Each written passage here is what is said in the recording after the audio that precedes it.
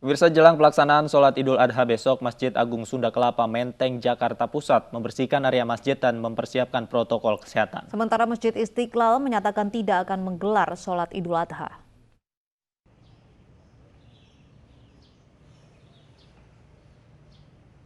Pengurus Masjid Agung Sunda Kelapa mulai membersihkan seluruh area masjid yang akan digunakan untuk sholat Idul Adha Jumat pagi. Masjid Agung Sunda Kelapa tidak membatasi kapasitas jemaah namun tetap menerapkan protokol kesehatan, diantaranya mewajibkan jemaah mencuci tangan, membawa kantong plastik untuk sepatu atau sandal, dan menjaga jarak saat sholat. Sholat Idul Adha akan dimulai pada pukul 7 pagi, jadi dihimbau agar jemaah dapat datang lebih awal agar tidak terjadi kerumunan yang berarti.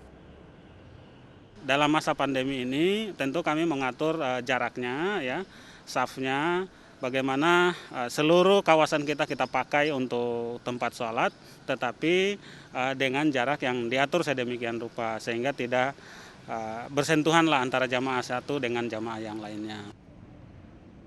Masjid Istiqlal yang selalu menjadi pusat kegiatan saat Hari Raya Idul Adha dipastikan tidak akan mengadakan kegiatan apapun seperti sholat Id.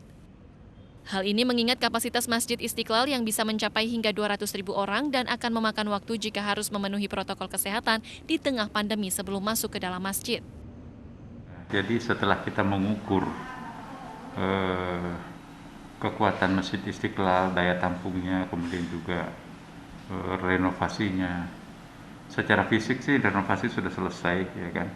Tetapi dari beberapa hal, ya, masih memerlukan pertimbangan lain, antara lain adalah protokol kesehatan kita ini. Karena kalau 200.000 orang datang dalam waktu 2 jam, ya, pulang pergi. Jadi kalau kita mau menggunakan penerapan sistem protokol kesehatan, ya kan, termometer saja kalikanlah 10 detik per orang kali 200.000 orang, itu kita memerlukan waktu sekitar 4-5 jam. Untuk pembagian daging kurban juga langsung didistribusikan ke masjid lain dan panti asuhan atau menyerahkan hewan kurban hidup untuk dipotong. Hal ini untuk meminimalisir kerumunan di tengah pandemi COVID-19. Dari Jakarta, Tim Liputan iNews melaporkan.